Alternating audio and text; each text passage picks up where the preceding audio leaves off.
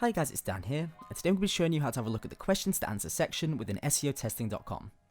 So once you're on your dashboard here, all you need to do is go to the report section on the left hand side, and then scroll down under content ideas, and you'll actually see this question to answer section there. So all you need to do is click through to that, and it'll take you straight through to the page.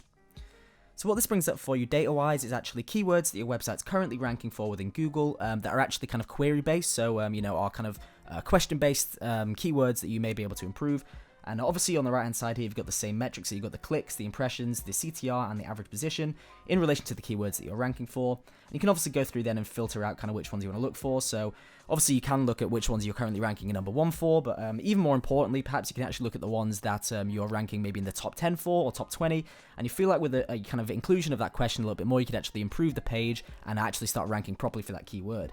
So we actually found a really good one earlier. If I just type in blog commenting, there you go. So what is blog commenting in SEO here? That's an example of a keyword. As you can see, we rank it's basically position 10, so just at the top of position, page 1, sorry, there for Google.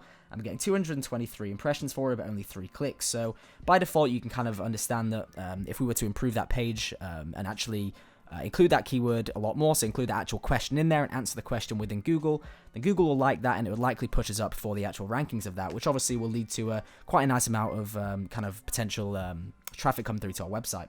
So like I said, these buttons here actually show you what you can actually search for this. So if you press this little light bulb here, you can actually save that idea for later. But you can actually select this Google image and it'll actually take you through to that search query within Google. That's really great because obviously you can look at the search intent behind the actual search term and make sure that you can rank for it. And you can see as we scroll down, you'll actually see our website down there at the bottom. I think we may be top of page 2 actually.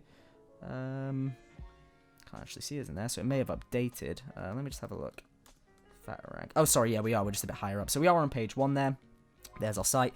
So we'd obviously go through to this, look at how we can actually answer that question within this article, hopefully improve that keyword, and obviously if you were to do that in bulk, then you'll see a lot of kind of ranking increases for your website and a lot more traffic coming through to yourself. So that's basically that technique, guys. Hope this is helpful. Thanks a lot for watching, and we'll see you guys later.